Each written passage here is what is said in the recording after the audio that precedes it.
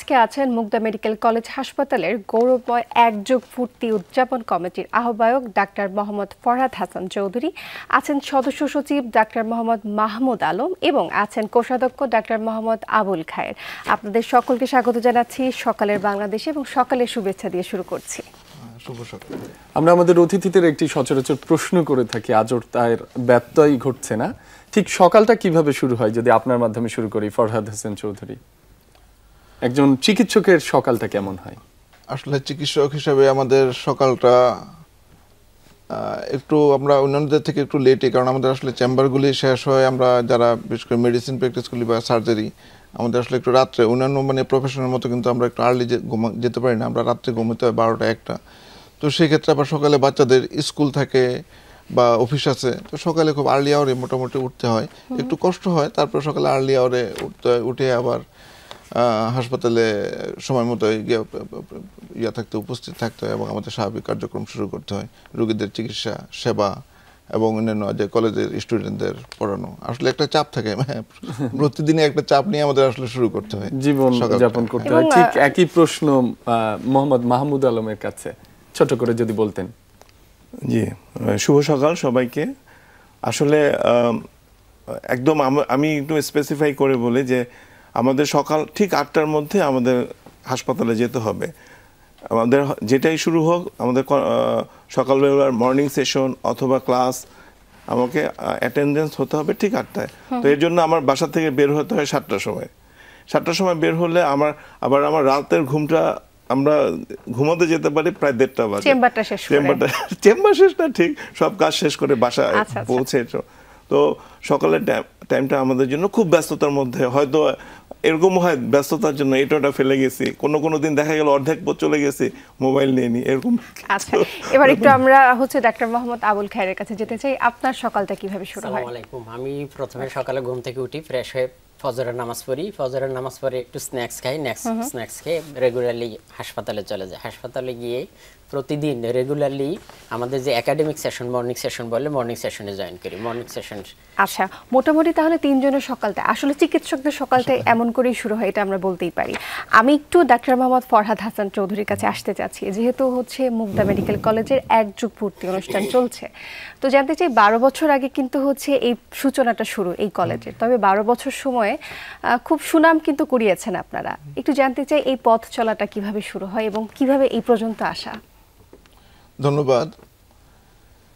আসলে আমি মুগদা মেডিকেল কলেজে আমি 12 বছর যাবতীয় আছি।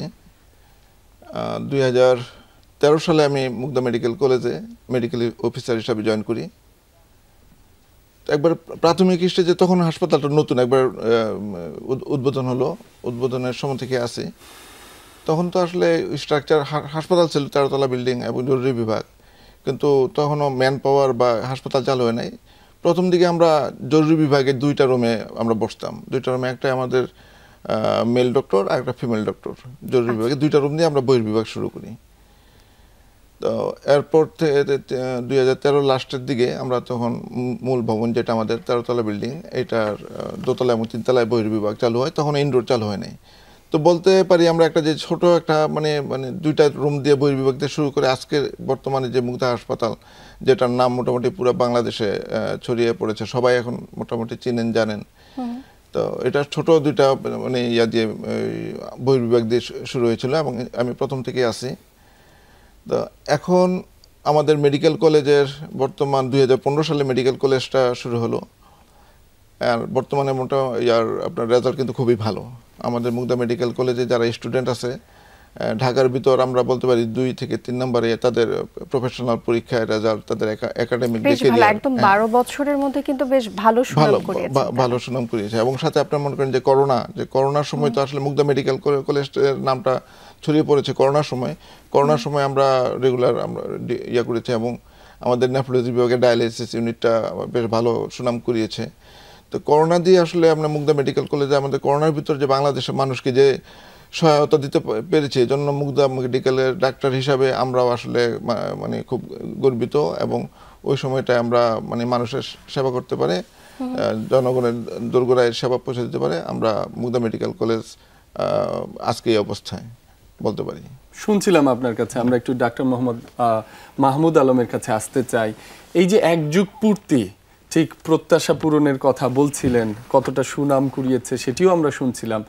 এই আয়োজন সম্পর্কে একটু জানতে চাই যে আয়োজনটা ঠিক কিভাবে হচ্ছে, শিক্ষার্থীদের কতটা অংশগ্রহণ রয়েছে। ধন্যবাদ। এক যুগ পূর্তি অনুষ্ঠান, এটা আসলে আমরা এটার স্লোগানটা নিয়েছি, গৌরবের এক যুগ। আমরা এই প্রোগ্রামটা হবে হচ্ছে নভেম্বরের 1 নভেম্বর। আচ্ছা। তো আমাদের প্রোগ্রামটা এটা একটা ডে লং ব্যাপী প্রোগ্রাম হবে। প্রোগ্রামটা শুরু হবে সকাল 7:30টায়। আমরা আনুষ্ঠানিক উদ্বোধনের পরে একটা বিজয় র্যালি করব।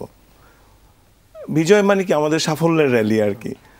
এরপরে আমরা যেহেতু এটা একটা একাডেমিক প্রতিষ্ঠান, আমরা একটা সায়েন্টিফিক সেশন করব, যে মানে বার্নিং যেসব ইস্যু রয়েছে সেগুলো নিয়ে। যেমন এখন বার্নিং ইস্যু হচ্ছে চিকুনগুনিয়া, বার্নিং ইস্যু হচ্ছে ডেঙ্গু এবং চিকুনগুনিয়ার উপরে একটা সায়েন্টিফিক সেশন থাকবে। আচ্ছা।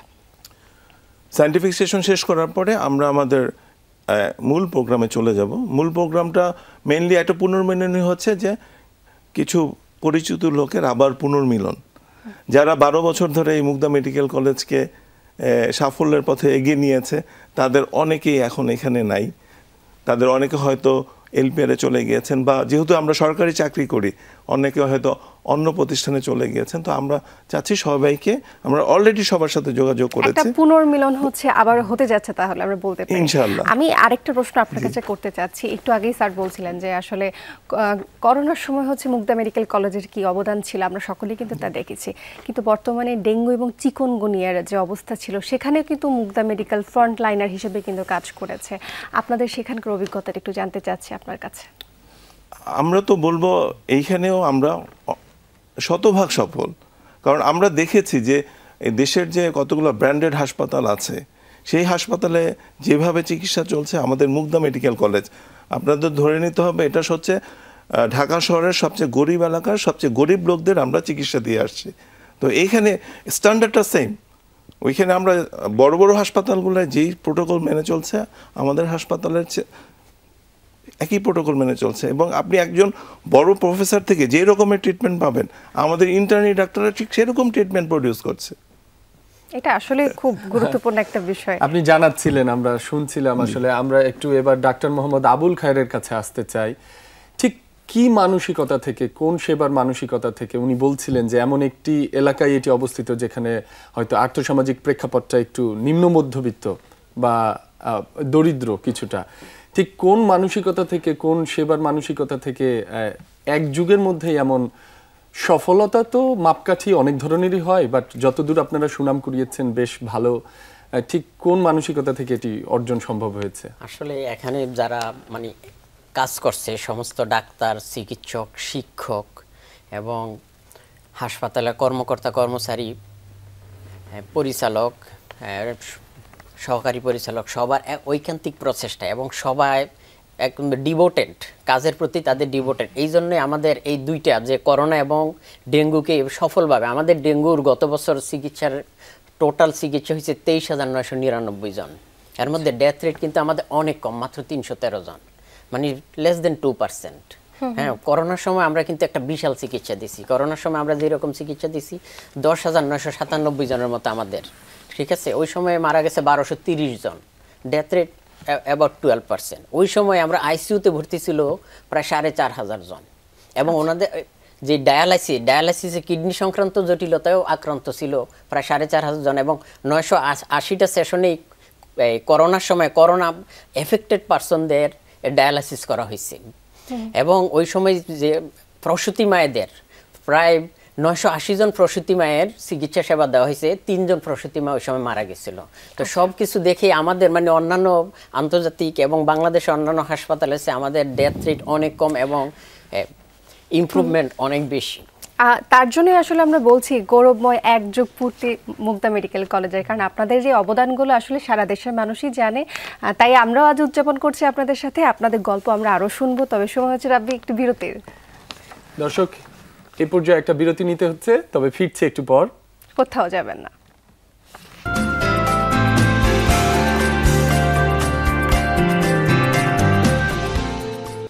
তাদের কাছে ফিরে যেতে চাই।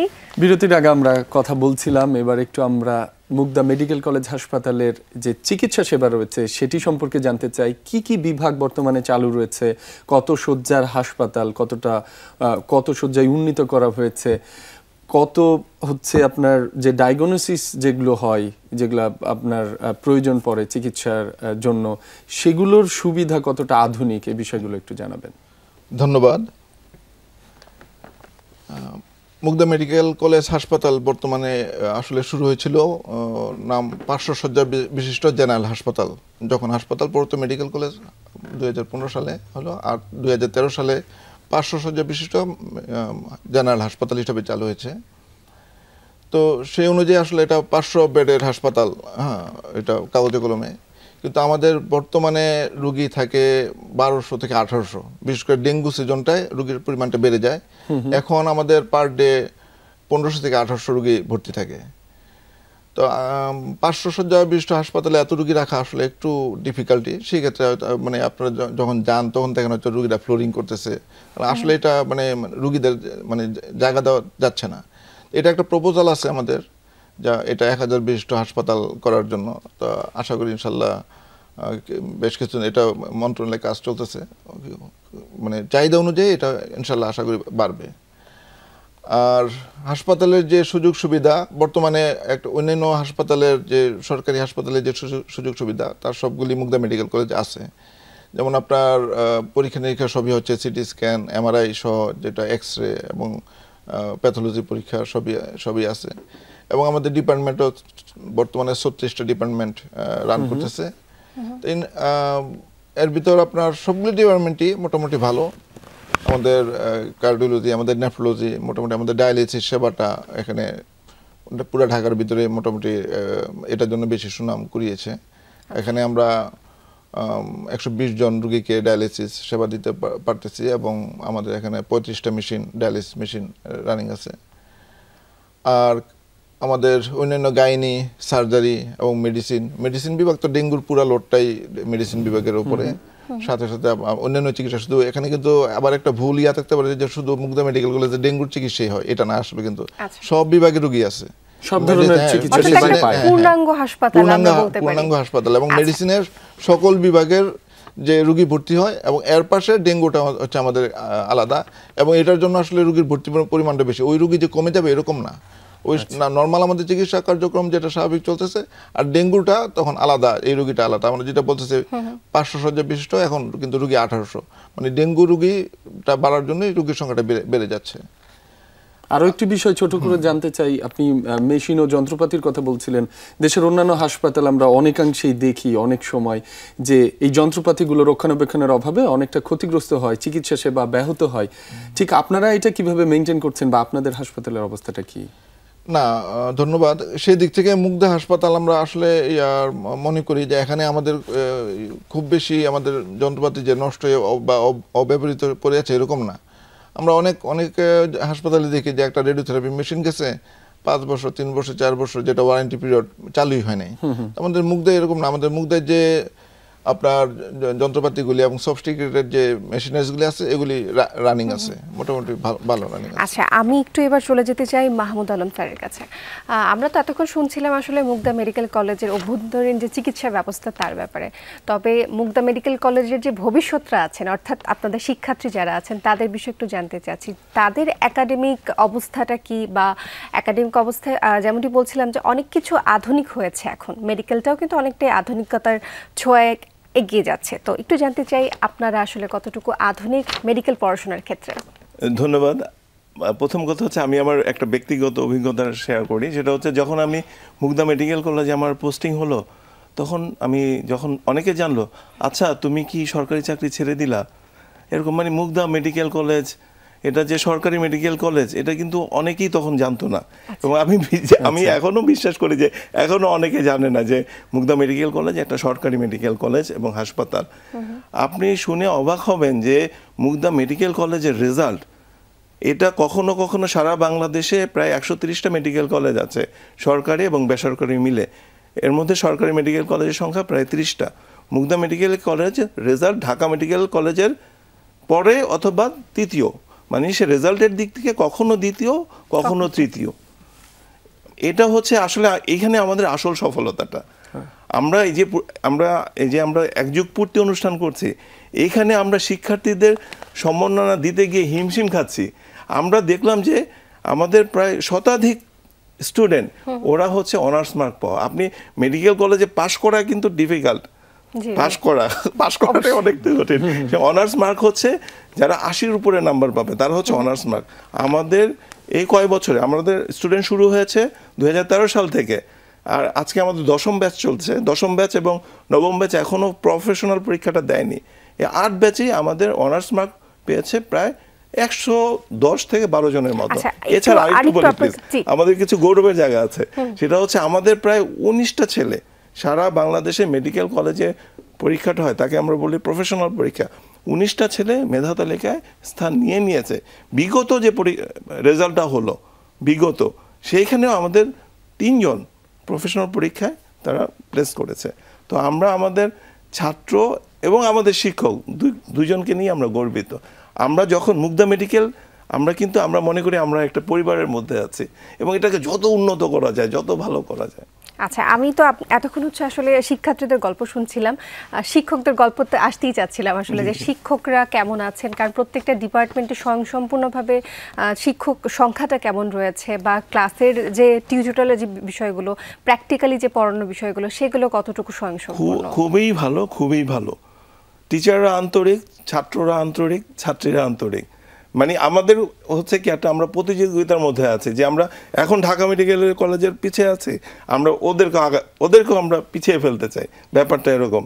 এবং হচ্ছে কি এখনকার স্টুডেন্টরা কিন্তু খুবই মেধাবী। আমরা টিচাররা সেই ব্যাপারেও সচেতন। আমরা প্রত্যেকে যখন আমরা ক্লাস নিয়ে যাই, আমরা প্রিপেয়ার থাকি যে আমরা কিছু মেধাবী ছেলেদের পড়াবো, আমরা সেইভাবে আমাদের নিজেদেরকে প্রিপেয়ার করে নিই, যেন তেন একটা ক্লাস নিয়ে আমরা চলে আসি না। শুনছিলাম আপনার কাছে শিক্ষার্থীদের কথা, শিক্ষকদের কথা, আপনাদের প্রচেষ্টার কথা, সাফল্যের কথা। একটু ডাক্তার মোহাম্মদ আবুল খায়েরের কাছে আসতে চাই, গবেষণার বিষয়টা একটু জানতে চাই। চিকিৎসা ক্ষেত্রে গবেষণাও বেশ গুরুত্বপূর্ণ, অন্যান্য যে ক্ষেত্র রয়েছে তার মতোই। আপনার যে হাসপাতাল রয়েছে সেখানে যে চিকিৎসা সেবা সেটি আরো উন্নত করা, বা শিক্ষকদের আরো উন্নত প্রশিক্ষণের জন্য, তাদেরও আরো উন্নতিকরণের জন্য কি ধরনের গবেষণা রয়েছে, পাশাপাশি অনুদান যথেষ্ট পরিমাণে রয়েছে কিনা সে বিষয়টি জানাবেন। ধন্যবাদ। মুগদা মেডিকেল কলেজের শিক্ষকদের কোয়ালিটি উন্নয়নের জন্য আমাদের নিয়মিতই প্রশিক্ষণ ব্যবস্থা গ্রহণ করা হয়। বিভিন্ন প্রশিক্ষণ গ্রহণ করার মধ্যে যেমন সিএমই আছে, সিএমই কন্টিনিউয়াস মেডিকেল এডুকেশন, ওখানে ট্রেনিং দেওয়া হয়। কিছু কিছু স্বাস্থ্য অধিদপ্তরে দেওয়া হয়, কিছু স্বাস্থ্য অধিদপ্তর শিক্ষা শাখায়ও দেওয়া হয়। এবং আমরা নিয়মিত আমাদের ইমপ্রুভমেন্টের জন্য নিয়মিত আমরা গবেষণা কার্যক্রম করে থাকি। গবেষণা কার্যক্রমের জন্য আমাদের বিভিন্ন কমিটি আছে, যেমন সিএমই কমিটি আছে, ইথিক্যাল কমিটি আছে এবং রিসার্চ কমিটি আছে। 3টা কমিটি আছে। 3টা কমিটি সব কিছু দেখাশোনা করে। তার মধ্যে আমি নিজেও 2টা গবেষণা করেছি। কোভিডের সময় কোভিড-19 মায়েদের আউটকাম এবং তার বাচ্চাদের আউটকাম এবং তাদের সাইন সিমটম কেমন ছিল, এটা নিয়ে গবেষণা করেছি। এবং মুগদা মেডিকেল কলেজের শিশু বিভাগে যেসব বাচ্চা বিভিন্ন ডিজিজ নিয়ে ভর্তি হয়, তাদের উপর গবেষণা করে তাদের সেন্সিটিভিটি প্যাটার্ন, ডিজিজ প্যাটার্ন এবং কালচার প্যাটার্ন নিয়েও আমি গবেষণা করেছি। এরকম সব ডিপার্টমেন্টেই গবেষণা হয় এবং গবেষণালব্ধ ফলাফল এগুলো বিভিন্ন ইন্টারন্যাশনাল এবং দেশীয় জার্নালে প্রকাশিত। এবং মুগদা মেডিকেল কলেজেরও একটা নিজস্ব জার্নাল আছে, মুগদা মেডিকেল কলেজ জার্নাল নামে। বেশ চমৎকার। আমরা হচ্ছে মুগদা মেডিকেল কলেজের আরো গল্প শুনবো আপনাদের কাছ থেকে, তবে সময় হচ্ছে একটি বিরতির, তারপর আবারও ফিরবো আপনাদের কাছে। দর্শকের পর্যায়ে আরো একটা বিরতি নিচ্ছি, ফিরছি একটু পরেই, আমাদের সাথেই থাকবেন।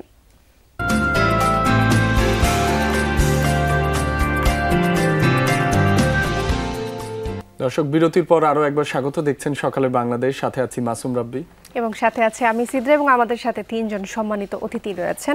আমি চলে যেতে চাই ডাক্তার মোহাম্মদ মাহমুদ আলমের কাছে। আমরা এতক্ষণ হচ্ছে মুগদা মেডিকেল কলেজের অনেক ইতিবাচক দিকগুলো নিয়ে কথা বলছিলাম। আমি এবার একটু জানতে চাই, একটা মেডিকেল কলেজ হাসপাতালের যেমন হচ্ছে ডাক্তার খুবই গুরুত্বপূর্ণ, ঠিক তেমনই কিন্তু সেবিকা বা নার্স যারা রয়েছেন তারাও কিন্তু অনেক গুরুত্বপূর্ণ। তো তাদের আচার ব্যবহার নিয়ে কিন্তু আমরা সচরাচর অনেক কথাই কিন্তু শুনে থাকি। এবার একটু জানতে চাই, মুগদা মেডিকেল কলেজ হাসপাতালে সেবিকার সংখ্যাটা কেমন, স্বয়ংসম্পূর্ণ কিনা, এবং তাদের আচার ব্যবহার কেমন রয়েছে? প্রথম কথা হচ্ছে যে আপনি দেখবেন যে আমাদের মেডিকেল কলেজটার প্রথমের নাম ছিল হচ্ছে 500 শয্যা বিশিষ্ট সাধারণ হাসপাতাল, জেনারেল হাসপাতাল। এই 500 শয্যা বিশিষ্ট হাসপাতালটা এখন কিন্তু এত বড় হয়েছে, তার কিন্তু ক্যাপাসিটি ছিল 500, কিন্তু এখন আমরা প্রায় 1500 রোগী এখানে ভর্তি থাকে। তাহলে তার যে ক্যাপাসিটি যতটুকু নেওয়ার কথা তার 3 গুণ ক্যাপাসিটি সে ধারণ করতে হচ্ছে তাকে। আমরা আউটডোরে প্রতিদিন প্রায় 3800 রোগীর সেবা দিয়ে থাকি, যেটা হয়তো দেওয়ার কথা ছিল মাত্র 300 রোগীর। তো আমাদের সেই তুলনায় আমাদের নার্সের সংখ্যা কম। আমাদের টোটাল সব মিলে হয়তো প্রায় 5 শতাধিক নার্স এখানে কাজ করছে। ব্যবহারের দিক থেকে যদি বলেন আপনি যে এত অতিরিক্ত কাজের লোড, কিন্তু তাদের ব্যবহার অসাধারণ। আপনি যে কোনো সরকারি হাসপাতালের চাইতে আপনি যদি মুগদা মেডিকেলে আসেন, you will get a difference, যে না এটা কিন্তু একটু অন্যরকম। আমরা এমনটাই আসলে শুনতে চাচ্ছিলাম আপনার কাছে, যে হচ্ছে ব্যবহারটা কেমন রয়েছে। জি জি। এবার আমরা একটু পরের প্রশ্নে চলে যেতে চাচ্ছি। আমি ছোট করে আপনার কাছ থেকে উত্তরটা নিব। সেবিকার পাশাপাশি কিন্তু পরিষ্কার পরিচ্ছন্নতা একটা মেডিকেল কলেজের জন্য অনেক গুরুত্বপূর্ণ একটা বিষয়। আমরা জানি মেডিকেল কলেজে নানান ধরনের রোগী থাকেন, তো মুগদা মেডিকেল কলেজ হাসপাতালের এই চিত্রটা, পরিষ্কার পরিচ্ছন্নতাটা কেমন? এটা আসলে আমাদের যেটা বললাম যে আমাদের ওয়ার্কলোড অনেক বেশি, কিন্তু আমাদের যারা সাপোর্ট দিবে সেই সংখ্যাটা এখানে অনেক কম। পুরো মুগদা মেডিকেল কলেজে আমাদের এরকম পরিচ্ছন্ন কর্মী আছে মাত্র 300 শতাধিক, যেখানে আমাদের প্রয়োজন প্রায় সহস্রাধিক। তারপরও আমরা চেষ্টা করি যতটুকু সম্ভব একে পরিচ্ছন্ন রাখা, এবং অন্যান্য সরকারি মেডিকেলের চাইতে আপনি এখানে দেখবেন যে ইট ইজ বেটার দেন আদার। শুনছিলাম আপনার কাছে ইটস বেটার দেন আদার, আপনাদের অনেক কিছু আমরা জানলাম। আমরা এবার একটু ডাক্তার মোহাম্মদ ফরহাদ হাসান চৌধুরীর কাছে আসতে চাই, ভবিষ্যৎ পরিকল্পনা সম্পর্কে জানতে চাই। আপনাদের আগামী 5 বছর 10 বছর বা যখন 2 যুগ পূর্তি হবে, ঠিক তখন কি ধরনের লক্ষ্য রয়েছে, আর সেই লক্ষ্য ঠিক কিভাবে বাংলাদেশের স্বাস্থ্য খাতের উন্নয়নে ভূমিকা রাখতে পারে? ধন্যবাদ আপনাকে। ভীষণ একটা তো অবশ্যই থাকতে হয়। আমাদের মুগদা মেডিকেল কলেজ হাসপাতালেও আমাদের এখন বর্তমান যেটা হচ্ছে আমাদের যে শয্যা সংখ্যাটা বাড়ানো। আসলে শয্যা সংখ্যার থেকে মানে সাথে সব কিছু জড়িত। আপনার একটা রুগী, আপনার এখন আমরা কিন্তু 500 জনের ডায়েট, হয়তো কিছু বেশি 700-800 রুগীর খাবার পাচ্ছি, কিন্তু যখন এটা 1000 শয্যা হয়ে যাবে তখন খাবারটা কিন্তু 1000 শয্যার আসবে। এবং এটার সাথে আপনার অন্যান্য ফেসিলিটিস, ইনভেস্টিগেশন ফেসিলিটিস বলেন, ম্যান পাওয়ার, বিশেষ করে যেটা বলতেছিল যে পরিচ্ছন্নতা কর্মী, আপনার একটা হাসপাতাল পরিষ্কার পরিচ্ছন্ন রাখতে গেলে তো পরিচ্ছন্নতা কর্মী আপনার প্রচুর পরিমাণে দিতে হবে। আমাদের এখন যেটা আছে 300 মতো আছে, কিন্তু আমাদের দরকার হচ্ছে এখন 1500 রোগীর সেবা দেওয়ার জন্য প্রায় 1 থেকে 1500 পরিচ্ছন্নতা কর্মী। তো এটা আসলে শয্যা সংখ্যাটা বাড়লেই আপনার আমাদের যে সব ফেসিলিটিসগুলি বাড়বে। আমাদের ভবিষ্যৎ যেটা পরিকল্পনার প্রথম ধাপে আছে যে এটা শয্যা সংখ্যাটা বাড়ানো এবং এই ফেসিলিটিসগুলি বাড়ানো। আসলে অল্প ম্যান পাওয়ার দিয়ে আপনি চাইলেও কিন্তু আপনার সেবাটা দিতে পারতেছেন না। আমরা তো আমাদের তো দিতে চাই আমরা, কিন্তু আপনার যদি মনে করেন চিকিৎসক তো চিকিৎসা দিলেও সিস্টার আমাদের যেটা দরকার 3 গুণ সিস্টার দরকার। এখন যে সেবাটা সিস্টার দিবে সেটা যদি ম্যান পাওয়ার কম থাকে, 3 জনের কাজ তো আর একজনের কাজ সম্ভব হবে। আমরা চালাচ্ছি, আমরা বর্তমানে চালাচ্ছি, কিন্তু এটা আসলে কতদিন সম্ভব? আমরা চাই হচ্ছে মুগদা মেডিকেল কলেজের ভবিষ্যতে যাতে হচ্ছে এই ম্যান পাওয়ারটা গড়ে উঠুক। আমি একটু এবার ডাক্তার মোহাম্মদ আবুল খায়েরের কাছে যেতে চাই। একই প্রশ্ন একটু করতে চাচ্ছি যে মুগদা মেডিকেল কলেজ তো এখনই হচ্ছে খুব ভালো একটা অবস্থান বানিয়েছে বাংলাদেশের প্রেক্ষাপটে, ভবিষ্যতে আসলে মুগদা মেডিকেল কলেজকে আর কতটুকু এগিয়ে নিতে চান আপনারা? ভবিষ্যতে আরো একটু এগিয়ে নেওয়ার জন্য আমরা মুগদা মেডিকেল কলেজকে যখন 2 যুগ পূর্তি, আমি আশা করব মুগদা মেডিকেল কলেজ বিশ্বের 1 নম্বর মেডিকেল কলেজে শীর্ষে থাকবে। এই জন্য আমরা এক্রিডিটেশন নিয়ে কাজ করছি, বিভিন্ন গবেষণা নিয়ে কাজ করছি। প্লাস মুগদা মেডিকেল কলেজে বর্তমানে 2টা সাবজেক্টের পোস্ট গ্রাজুয়েশন চালু আছে এবং 8টা সাবজেক্টের পোস্ট গ্রাজুয়েশন চালুর কাজ প্রক্রিয়াধীন। এবং 2 যুগ পূর্তি যখন হবে আমরা আশা করব যে সব সাবজেক্টের পোস্ট গ্রাজুয়েশন চালু এবং এক্রিডিটেশনালি ইন্টারন্যাশনালি অ্যাকসেপ্টেড, এবং আমরা ওয়ার্ল্ড ক্লাস 1 মেডিকেল কলেজে কনভার্ট হব। আরো একটি বিষয় আপনার কাছে ছোট করে জানতে চাই, বর্তমানে যে দেশের স্বাস্থ্য খাত, আমরা অনেক হাসপাতালে অনেক অভিযোগ শুনে থাকি, ঠিক আপনাদের সফলতার গল্প আমরা শুনছিলাম, আপনারা যে ডেডিকেশন দিয়ে কাজ করছেন এর ফলাফল আমরা দেখছি, এরই মধ্যে জনগণ পাচ্ছে, সেখানকার এলাকার বা পুরো দেশের যারা সেখানে চিকিৎসা সেবা নিতে আসেন। অন্যান্য হাসপাতালগুলো আপনাদের থেকে কি ধরনের অনুপ্রেরণা নিতে পারে? আমাদের তো ঘাটতি সবকিছুতেই রয়েছে, অপ্রতুলতা রয়েছে, ঠিক সেই জায়গায় কিভাবে তারা অনুপ্রেরণাটা নিতে পারে? তারা যেটা করতে পারে, আমাদের যেরকম আমরা শর্ট সোর্সের মধ্যে আমরা সবাই ডেডিকেটেডলি সিস্টার, ডাক্তার এবং মানে কর্মচারী যারা আছে ইউনাইটেডলি কাজ করি এবং ইউনাইটেড সেবাটা দিচ্ছি কম্বাইন্ড। এখানে আসলে সব একটা কোরিলেশনের মাধ্যমে, পরিচালক এবং সবার সাথে একটা কোরিলেশনের মাধ্যমে, তাহলে এই দিয়ে বোঝা যায় যে মানে অল্প রিসোর্সেও অনেক ভালো কাজ করা যায়। এই অনুপ্রেরণাটা সবাই নিতে পারে। আচ্ছা, আমি এবারে একটু ডাক্তার মাহমুদ আলমের কাছে আসতে চাচ্ছি যে আমরা জানি যে সরকারের তরফ থেকে কিছু সরকারি ঔষধের অনুদান কিন্তু থাকে যারা সরকারি হাসপাতালগুলোতে চিকিৎসা নিতে চান। তো মুগদা মেডিকেল কলেজে এইখানে এই অনুদানগুলো কতটুকু রয়েছে বা রোগীদের কতটুকু রোগীরা আসলে এই অনুদানগুলো পাচ্ছেন, এই ওষুধগুলো পাচ্ছেন? খুবই ভালো কোশ্চেন। আমরা যেটা দেখি যে সরকারি হাসপাতালে রোগীরা একটা ফ্রি প্রেসক্রিপশন পায়, কিন্তু অনেক ক্ষেত্রে দেখা যায় এই প্রেসক্রিপশনটা যে কেনার ক্যাপাসিটি তাদের থাকে না। মুগদা মেডিকেল কলেজে এইটার সিদ্ধান্ত নেওয়া হয়েছে যে আমাদের যেই ওষুধগুলো অ্যাভেলেবেল সেই ওষুধগুলো যাতে পূর্ণ ডোজটা রোগীকে সরবরাহ করা হয়। যেমন আপনি দেখেন যে একটা অ্যান্টিবায়োটিক, অনেকে দেখা যাচ্ছে অনেক মেডিকেল আপনি মক্সাসিল ক্যাপসুল এটা খেতে হবে আপনার 7 দিন, তাহলে আপনার কয়টা লাগবে? 21টা ক্যাপসুল লাগবে, প্রতিদিন 3টা করে। দেখা গেল কি যে আপনি 6টা দিয়ে দিলেন, অন্যান্য হাসপাতালে দেখবেন, তাহলে কি হবে?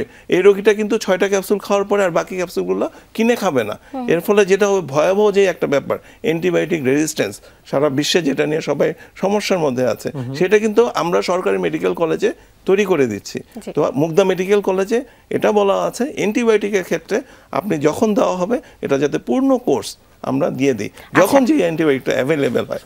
আরেকটা কথা যেটা বলছেন আমাদের লক্ষ্য উদ্দেশ্য, আমি প্রথমেই বলেছিলাম যে আমরা মুগদা মেডিকেল কলেজ দেশের একটা ঢাকা শহরে একটা অতি গরিব জনগণকে আমরা সেবা দিচ্ছি।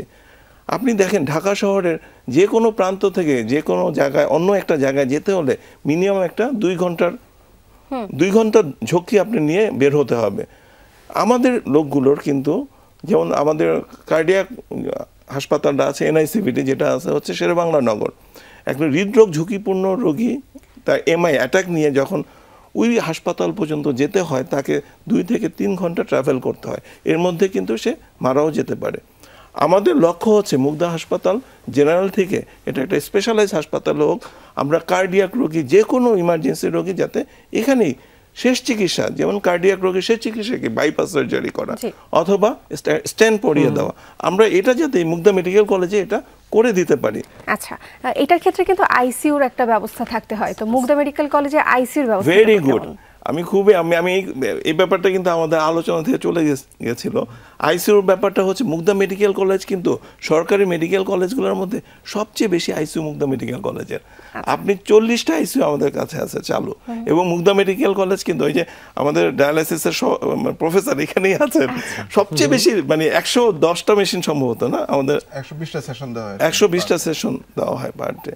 তো আইসিইউ আমাদের কিন্তু সারা আমরা খুশি যে আমরা গরিব রোগীদের এতগুলো আইসিইউ দিতে পারছি। এখানে যে ইতিবাচক যে কথা আছে যে আইসিইউ ব্যবস্থা অনেকগুলো রয়েছে, এখানে একটা ছোট্ট একটা নেতিবাচক কথা আছে যে আইসিইউর বেড পেতে কিন্তু রোগীদের অনেক বেশি কষ্ট করতে হয়, অনেকটা ঘুরতে হয় এবং কিছুটা দালাল চক্রের মধ্যেও কিন্তু পড়তে হয় যে কিছু টাকা দিলে হয়তো আইসিইউ বেড পাওয়া যাবে। এই চিত্রটা কতটুকু মুগদা মেডিকেল কলেজে আছে বা নিয়ন্ত্রিত অবস্থায় আছে কিনা? এটা কি আইসিইউ এক্সিস্টিং যে আইসিইউ তার চেয়ে চাহিদা তার 100 গুণের বেশি। কাজে আইসিইউ নিয়ে আইসিইউর ব্যাপারটা কি একটা আইসিইউ বেড খালি না হলে আরেকজনকে দেওয়া যাচ্ছে না, রোগীটা মারা না গেলে আরেকটা রোগী আসতে পারছে না, এটা একটা ভয়াবহ ব্যাপার। কিন্তু তাহলে আর ক্রাইসিস যেখানে প্রায় মানে যেখানে চাহিদা 100 গুণ বেশি, সেখানে খুব স্বাভাবিক এরকম হয়। এবং আইসিইউ ব্যাপারটা খুবই এক্সপেন্সিভ, আপনি প্রাইভেট মেডিকেলে সরকারি মেডিকেলের চেয়ে অনেক বেশি খরচ। তো সবাই আমরা চাই, আমরা যারা মিডল ক্লাস ফ্যামিলি এবং আপার ক্লাস যারা, তারাও চায় যে আইসিইউ খরচটা কম হোক, তারা একটা সরকারি মেডিকেলে আসার জন্য উদ্গ্রীব হয়ে থাকে, কারণ এত এক্সপেন্স বিয়ার করা কারোর পক্ষে সম্ভব হয় না। তো আমাদের এখানে যেটা আইসিইউ নিয়ে অনেক প্রতারণা চলে সারা দেশে, বেসরকারি হাসপাতালগুলো তো চলে। আমরা এটা যতটুকু সম্ভব সর্বোচ্চ পর্যায় থেকে এটা কন্ট্রোল করি, এবং আইসিইউর নথিটা আমাদের আইসিইউর যে চিফ আছেন ওনার কাছে সরাসরি যায় যে ওয়েটিংয়ে এই কয়জন আছে, উনি নির্ধারণ করে দেয় আগামীকাল এই রোগীটার বেডটা খালি হলে এই বেডে কোন রোগীটা আসবে। কাজে এখানে আমি জানি না এর মধ্যে কোনো প্রতারক চক্র ঢুকে পড়েছে কিনা, কিন্তু এটা খুবই সতর্কভাবে ডিল করা হয়। আমরা আশা করি, প্রত্যাশা রাখি আপনারা সেই প্রতারক চক্র ঢোকার চেষ্টা করলে সেটা প্রতিরোধের ব্যবস্থা নেবেন। আপনাদের যে ডেডিকেশন সেটি অব্যাহত থাকবে। আমরা একেবারেই শেষ পর্যায়ে রয়েছি। আপনাদের সবার জন্য শুভকামনা। শিক্ষক শিক্ষার্থী, মুগদা মেডিকেল কলেজ হাসপাতালে যারা রয়েছেন এক যুগ পূর্তিতে, তাদের জন্য আমরা অভিনন্দন জানিয়ে আমরা একেবারে শেষ পর্যায়ে রয়েছি। আজ শেষ করতে হচ্ছে। আপনাদের তিনজনকে অসংখ্য ধন্যবাদ আমাদের সাথে যুক্ত হবার জন্য। এবং আমি ছোট করে বলতে চাই, আমাদের প্রত্যাশা থাকবে এই যে 500 শয্যা বিশিষ্ট যে হাসপাতালটা একদিন 5000 শয্যা বিশিষ্ট হবে এবং বাংলাদেশের চিকিৎসা খাতে খুব সুনাম অর্জন করবে। ঠিক এমন প্রত্যাশা নিয়ে আজকে আপনাদের কাছ থেকে বিদায় নিচ্ছি। অসংখ্য ধন্যবাদ আপনাদেরকে। দর্শক, সেই সাথে আমরা ধন্যবাদ জানাতে চাই সারা দেশে যারা চিকিৎসক রয়েছেন, সেবিকা রয়েছেন অর্থাৎ নার্স রয়েছেন, যারা যে পর্যায়ে রয়েছেন, স্বাস্থ্যসেবায় যারা কর্মে নিয়োজিত রয়েছেন, তাদের সবাইকে ধন্যবাদ।